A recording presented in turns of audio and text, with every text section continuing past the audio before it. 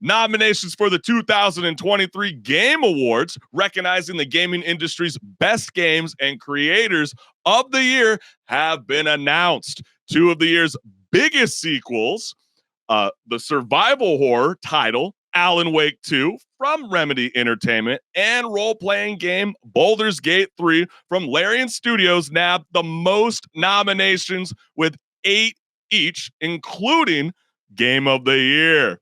The 4 other titles rounding out the nominations for the Game of the Year are also entries in the long-running franchises Marvel's Spider-Man 2 from Insomniac Games, Resident Evil 4 from Capcom, Super Mario Bros. Wonder, and The Legend of Zelda Tears of the Kingdom from Nintendo. I mean, that lineup is so freaking killer. But before Henrik the Wreck and I start debating about what we think is going to be the Game of the Year nominees, we scoped out the land that is the so-called internet. Or is it Web3 now? Is it the meta? I have no idea. But we're going to read the very first comment here for you guys. Is it me, or this would have been the perfect year for a, quote, best horror game category? It's funny. We said this last year. I'm shocked. Yeah, actually we did. Yeah, like this would have been the best opportunity to finally introduce it, because between Alan Wake 2, Resident Evil 4, Dead Space remake, Dead Island 2, that category would have been stacked. It feels like 2017 with Zelda and Mario both being nominated for Game of the Year. What an amazing year for Nintendo. Man, the game selection here are pretty cool. Just finding the winner of this year's Game of the Year is the equivalent of trying to find a needle in the haystack. Nearly impossible. I'm always excited to hear the Game Awards orchestra. Yeah, a lot of great music. Yeah. They do an amazing job every year with that. So true. Grammys, Oscars, take notes. The fact that Advance Wars got more nominations than Octopath Traveler 2 is frankly astounding. And last, the Game of the Year award is going to be Thought Choice. This year, we have great nominees and for different players. And so, Henrik, are there any video games that you would consider a front runner in this mix? Oh, well, definitely, we just talked about it, but definitely Baldur's Gate 3 is up there. It's interesting that Alan Wake 2 is on there, considering it basically just came out, and I haven't played it yet. I've heard great things, but I wonder how much recency bias is involved in that. But hey, you can say the same about Super Mario Bros. Wonder, though. Yeah, exactly. I was quite surprised by that. Choices there. Yeah, big time. It's a good game, but I don't know if that would be my Game of the Year choice personally. Super Mario Bros. Wonder. It's a great game. It's family friendly, but absolutely not. This was, to me, feels a bit political within the gaming industry. I feel like there's no way in hell, especially considered. Do you even remember what was like one of the top games that was being discussed 24/7 along with Star Wars? Oh, definitely Starfield, huh? No, I'm not talking about aside from Starfield. I'm talking about in the first quarter one of 2023. What was that game that everybody was gravitating to, playing it 24/7? Do you remember that game? Oh yeah. Now I remember what you're mentioning. You're mentioning Hogwarts Legacy. Hogwarts Legacy. And gamers out there, can you guess how many nominations Hogwarts Legacy got? 0. How is that possible? 0 nominations, not even filled out. That is insane. And I know you were biting your tongue before we jumped on live. You kind of referenced something, and I said, shut your mouth. Shut your mouth. You better save it for the show.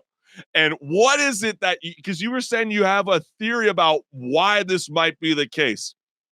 Well, aside from it being earlier in the year, so, there's been plenty of great games that came out after it. But I think also a lot of people kind of shoved that game to the wayside because of the controversy surrounding it. They don't really want to get involved with it anymore. And I doubt that the Game Awards wants to get involved with it either. You want to remind the listening audience what that controversy was? It was the controversy surrounding how it's a Harry Potter game, and the author of Harry Potter, J.K. Rowling, is very controversial with her take on how she views trans women.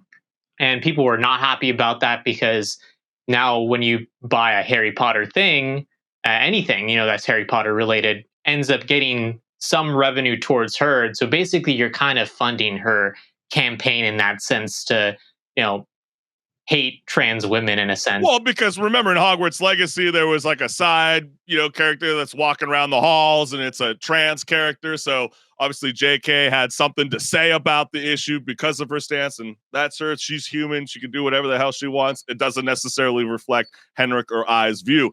But it's crazy to think that even a controversy like that would swindle into the mix. We're talking about game of the year. We don't give a shit about outside political opinions. We're talking about games that gamers gravitated towards, and everybody was so excited about this game.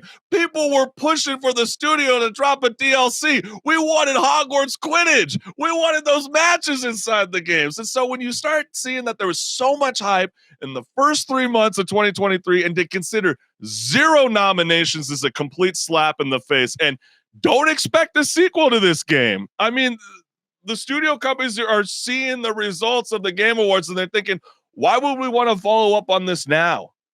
If the community is not embracing it, why should we continue to move forward with the quote unquote true sequel?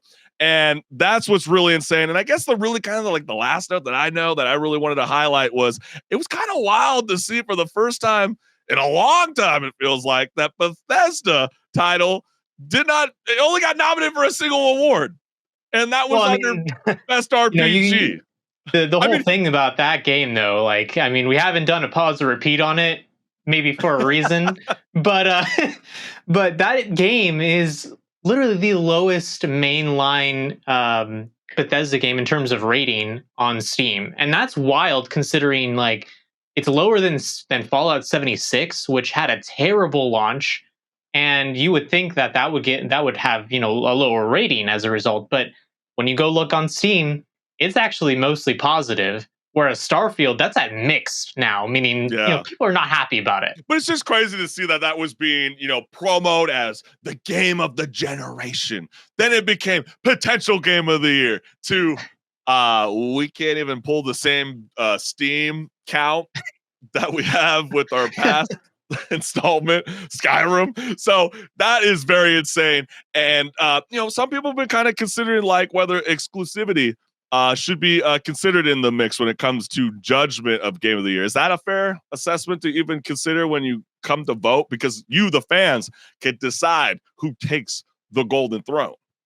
I mean, yeah, because it's a thing that's going to probably never go away in the industry until maybe the console manufacturers decide to put all their exclusives on every platform. But that's called a smart TV. Yeah, exactly. Called streaming coming soon. Cloud gaming. Exactly. But when you have a company like Nintendo that wants to put the Legend of Zelda on their console only, and you have games that are on just the PS5 as well, it's just it kind of is okay, well, not everyone's played these games as a result, because not everyone's going to have a Switch. Not everyone's going to have a PS5. But have you considered this? I know we're going to be talking about it later on patch notes. I'm kind of jumping, but we do know that there's a live action Legend of Zelda in the works, and Sony's involved with the distribution. So when you start seeing that Nintendo and Sony are starting to get a little bit more friendly towards the end of 2023, do you consider that we might one day see Nintendo games show up on a Sony TV, the Sony Smart TV? Hey, you know what? I wouldn't be against it, considering Nintendo's been kind of lacking on the hardware side of things. Yeah. So it'd be nice to see their games, their first party games, on other platforms. Just make sure that other people can play their games, because they're great games and everyone should be able to play them. But at the same time, just because they're working on the movie together doesn't necessarily mean they're gonna see eye to eye on their video game stances. Absolutely. And I'm going to show the list again for all the viewing audience that's tuning in live with us. And this is the game of the year. And the question needs to be asked. And Henrik, you see these 6 games right here. What are you vibing with at this moment? What do you feel like is the clear winner for game of the year? Well, as I said, I haven't played Alan Wake 2 yet, but or Spider-Man 2 either. But I will say that the only one that makes sense to me right now is Baldur's Gate 3.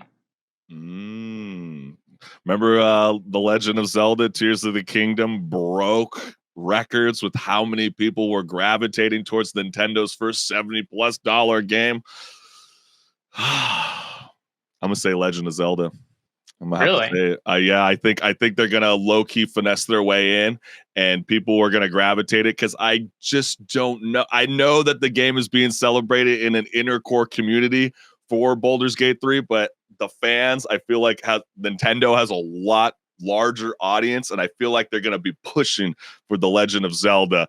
That's just my opinion. But hey, that is the beauty about the Game Awards. The 10th annual Game Awards show will stream live from the Peacock Theater in Los Angeles on Thursday, December 7th, across more than 30 platforms, including YouTube, Twitch, Facebook, TikTok Live, X, and so much more. And the fans will be able to help choose the winners in all categories via online voting on thegameawards.com.